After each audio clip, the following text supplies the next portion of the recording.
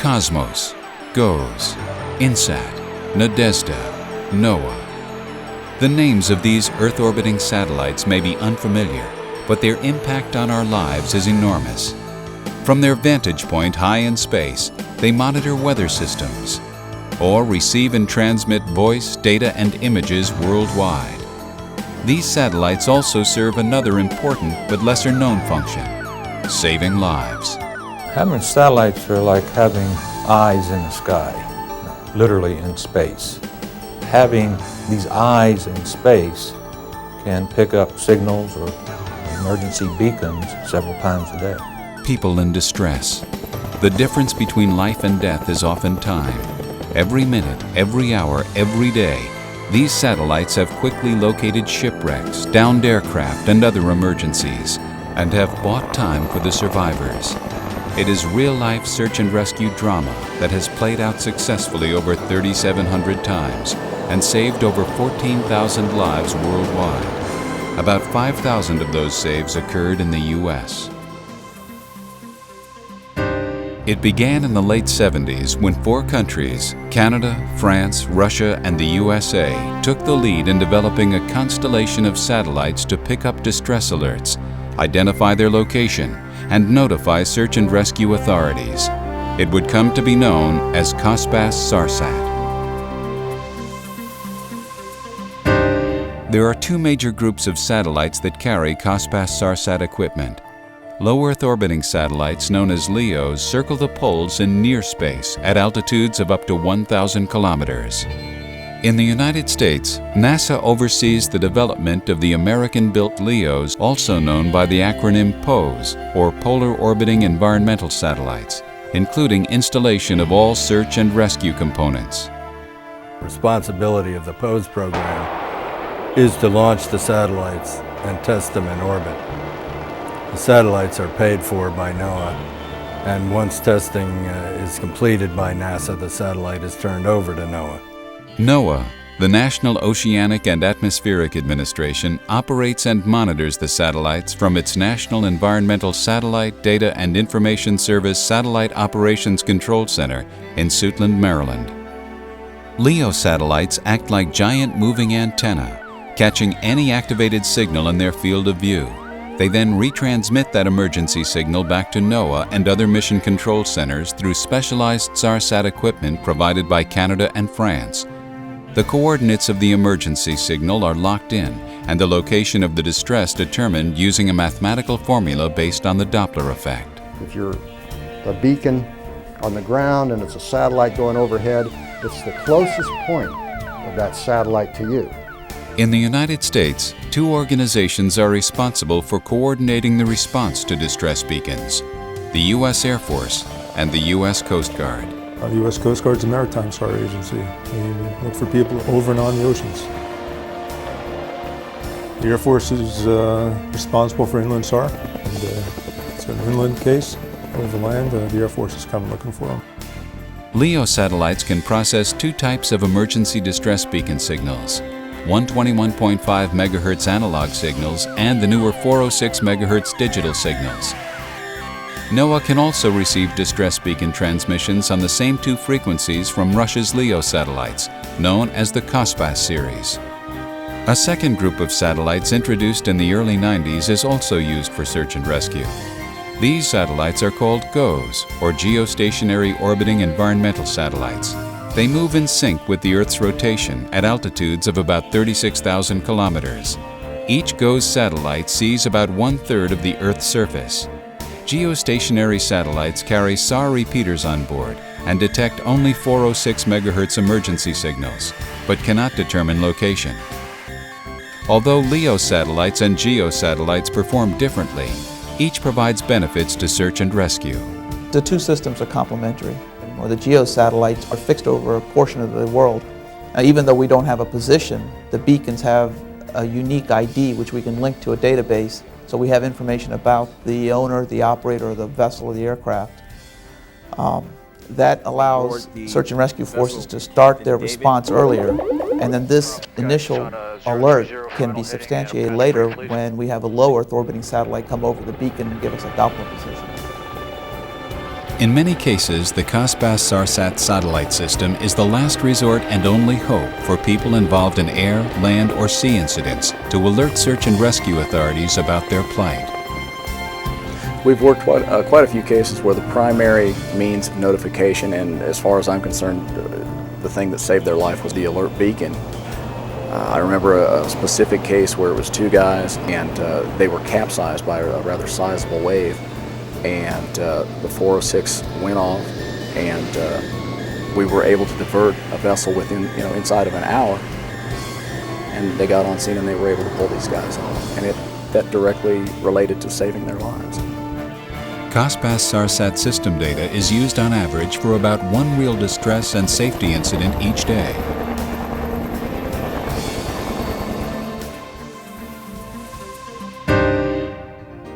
Emergency distress beacons are in effect portable radio transmitters designed solely to send out an SOS or distress alert on an emergency frequency.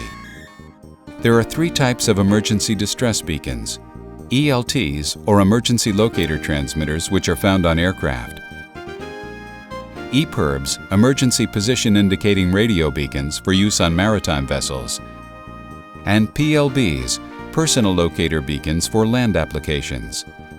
Emergency distress beacons are available in two frequencies. The original ones operate at 121.5 MHz, which was designated as the International Aircraft Distress Frequency in the 1950s. However, problems soon emerged. There are many, many other things out there that look like 121.5 beacons. We've heard stories, pizza ovens, ATM machine putting off the signal, looking like a 121.5 distress signal. In the United States, for example, we get 400 or 500 of these signals a day coming through the system, and obviously they're not all distress signals. False alerts can be a result of operator error caused by bumpy landings or inadvertent activation when removing for maintenance. The public can assist in reducing the impact of false alerts. In the case of a pilot, always tune to 121.5 MHz on your comm radio before shutting down. If you hear a swept tone, turn off your beacon and immediately notify your flight service station about the inadvertent activation. In the case of a mariner, if you discover your beacon has been accidentally activated, turn it off and immediately notify the nearest U.S. Coast Guard location. And no matter what type of beacon, if it is not on the aircraft or vessel, do not transport it or ship it in the armed position. Thing going out on false alarms, just like the fire department, that ties up an asset that you would otherwise use for something else in a real SAR case. In fact, 97% of the alerts received by rescue authorities on the 121.5 frequency are false alerts. This sometimes means delays in SAR response time of several hours as mission control centers try and verify its authenticity with a second satellite pass. With a 121.5, time is always against us in any search. And the more information we have, the less area we have to search, but even that takes time. Making numerous phone calls to try and eliminate areas is time consuming. There's 121.5, there's just that quite a bit more uncertainty. Realizing the flaws with 121.5 MHz, Cospas-Sarsat turned to digital technology to develop a new type of emergency beacon. The new, more powerful beacon operates at 406 MHz, an exclusive, dedicated frequency that cannot be activated by any other type of equipment. Well, I've never gone after a 406 that was an inadvertent activation, and I've never gone after a 406 that I didn't find. So I'm pretty high on 406 EPIRBs. There's also a significant improvement in accuracy. For 121.5 beacons, the older beacons, the accuracy is generally good to 12 to 20 kilometers. For searchers, if you had an accuracy of 20 kilometers, you'd have to search an area the size of a city. So it's a large search area. If you're searching for a 406 beacon, which has an accuracy of 2 to 5 kilometers, the search area corresponds to maybe a neighborhood in a city, so it's a much smaller area. The 406 MHz system has another technological edge, one that helps rescuers determine almost immediately who is in trouble. Encoded in that digital signal is a unique number, unique to that particular beacon. And if that beacon is registered, as is mandatory in the United States and many, many other countries, one can correlate the owner of that beacon, a telephone number to call, and so on and so forth, the type of boat it might be on, a type of aircraft it might be on, and get an understanding by a phone call of whether real distress is occurring or not. Typically we get a hit on a 406. It's going to save the time it takes us to go out and find you, because we'll know exactly where you are. We can call up the home port of the vessel. Are they underway? What type of vessel is it? Of course, we'll already know that because of the registration information. How many people got underway? Are they expected to be home? When are they expected to be home? Do they have life rafts on board? Do they have survival equipment? Do they have survival suits? So that's absolutely important, certainly for a rescue swimmer, because I'm going to be the one that's going to have to go down and pull these people out of the water. I'd rather have them warm and comfortable than cold and dead. The power of the EPIRB, the 406, is the fact it's registered, and it can send us to the right place at the right time, eliminate false alarms and hoaxes or inadvertent activations. Advancements in GPS technology has led to the development of a new, more efficient beacon. Known as location protocol beacons, they narrow the search area down to tens of meters.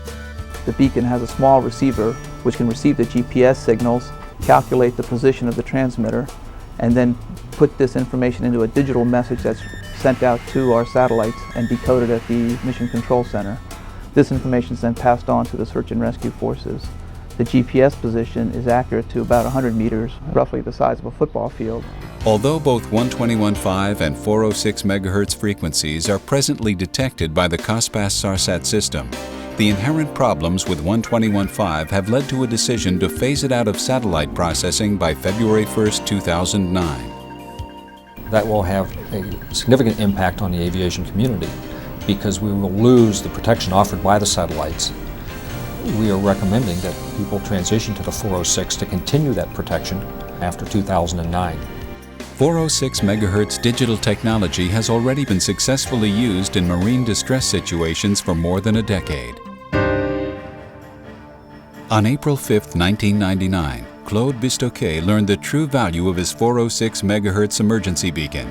While crossing the Atlantic 650 nautical miles off Cape Cod, Massachusetts, his trimaran, the Acapella, caught in a storm with heavy seas and 60 to 70 knot winds, suddenly capsized. There was no way for them to signal for help, even though they had all of the latest electronic equipment on board. But what they did have on board was a 406 MHz EPIRB. Using this system, we were able to nail down the time and the place.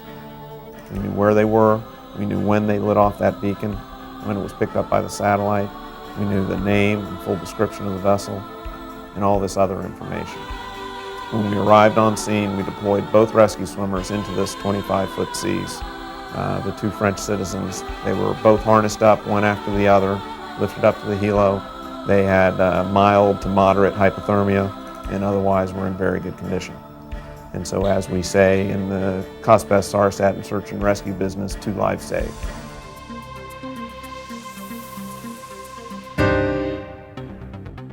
When satellites receive an emergency distress signal, it is downlinked or rerouted back to an Earth station called a LUT, or local user terminal, in its field of view. The LEO LUT tracks a moving polar orbiting satellite as it comes across the horizon and then disappears over the other end of the horizon. The GEO LUT is a stationary antenna that focuses on the geostationary satellites within Cospas-Sarsat. In total, there are over 40 LEO-LUT and GEO-LUT ground receiving stations located across all continents, stretching from Fairbanks, Alaska to Wellington, New Zealand, and from Arkhangelsk, Russia to Santiago, Chile. Once a beacon is activated, and frequently they're automatically activated, it goes up through the satellite, down to the ground station, into the Mission Control Center, and out to an RCC. And in the case of the U.S. in particular, that's the first time it gets touched by human hands. It's all automated all the way through. Mission Control Centers, or MCCs, are the nerve centers of Cospas-Sarsat. There are over 20 MCCs located strategically around the world. The United States MCC is located in Suitland, Maryland, and operated by NOAA.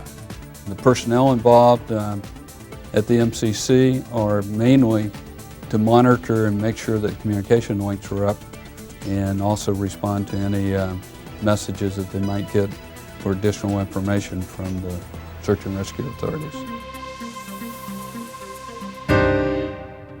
North Slope Borough, Alaska, located north of the Arctic Circle, is a majestic yet unforgiving land with nowhere to hide from temperatures that can drop below -56 degrees Fahrenheit in winter. Finding someone fast if they get into trouble is crucial. As one borough resident bluntly puts it, you can't stop or you freeze. On March 9, 2002, Ben Amawak Sr. found himself in that situation. Amawak was on a hunting trip 160 miles from Barrow, Alaska, alone on the Arctic tundra when his snowmobile broke down. Although he was not in immediate danger, he was stranded. His first thought was to take the 406 MHz personal locator beacon, or PLB, with him when he attempted to walk out to his camp. I just put my PLB in my pocket and few crackers, olive bread, put them in my pocket and started walking probably 3 hours to 4 hours. I hit the river and then I couldn't walk no more. And he became overheated or just got too hot and started sweating. So when he stopped to rest, he started having like body cramps and just getting the chills. So that's when he turned on his PLB, and according to him and the paramedics that we had, he said if we were just a little bit slower, he probably would have approached his death. When the signal from Amawak's PLB came into the Search and Rescue Center in Barrow, Alaska, the duty staff were quickly able to identify who was in trouble. From the digital identification code, they knew it was Amawak. Well, the PLB system is really a good tool for the North Slope. I could say we saved about 180 people with the PLB. Search and rescue, be advised. In the case of Ben Amawak, 2 pilots and 2 medics were on board a helicopter and taking off within half an hour of the first beacon signal.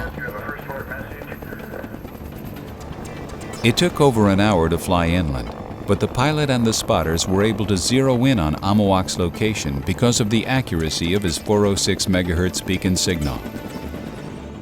They found him, cold but unhurt. Amawak was wrapped in a sleeping bag and flown to safety. I feel good. I was happy when I heard the tower.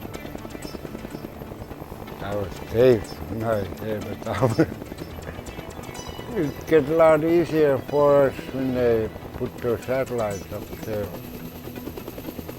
Save a lot of life. It make it easier for us up there in Arctic. Well, with the PLB system, as we have it right now, it has been invaluable to us in saving time. When I first got here 10 years ago, we would spend days looking for people. Now, it takes us hours. And once we get a set of coordinates, we fly to the set of coordinates and are generally close enough to be able to see them once we arrive. 801 Papa November. When a 406 ELT beacon alert came into the Rescue Coordination Center at Langley Air Force Base recently, it demonstrated in no uncertain terms how this advanced digital technology makes a big difference in a SAR case. It is an ELT. It is a CSTA ELT per the registration data. Well, in the case of what you saw today, what we had was an unlocated, registered 406 aviation beacon. When we resolved the situation, it really wasn't on long enough for that initial data burst of geo coordinates to get in there. But the registration data was current, it was up to date, with 2 phone calls. First phone call to the work location, left a message. Second phone call to the home location. But on the second phone call, got a hold of the person on the registration data, asked him about his aircraft. He said, it's in the hangar, I'll check on it. Within 5 minutes, he had called me back and said the aircraft is safe, it's in the hangar. We were doing some work on the ELT and accidentally activated it. So from start to finish, I don't think it was 10 minutes before we had complete resolution of the case, because it was 406, it was properly registered, and we could resolve the situation. Now in a 121.5, that would be impossible. Sitting at the hangar in Bedford, Mass. He's going to go check on it right now. Resolved. What does the future hold? Time will be further diminished with the introduction of a 406 MHz payload on the next generation GPS satellites. We call it the Distress Alerting Satellite System, or DAS. If you take a beacon on the ground, it will be in view of at least 4 DAS-equipped satellites. Because of the significant number of satellites in view, within 10 minutes you should have a location that's twice as good as the present location. The Cospas-Sarsat system will continue to improve their alerting and locating system to minimize SAR response time and maximize the victim's chances for survival. At the same time, they will remain true to their original humanitarian ideals, to provide access to the system to all states on a non-discriminatory basis and free of charge for the end user in distress. In other words, do all they can to save lives.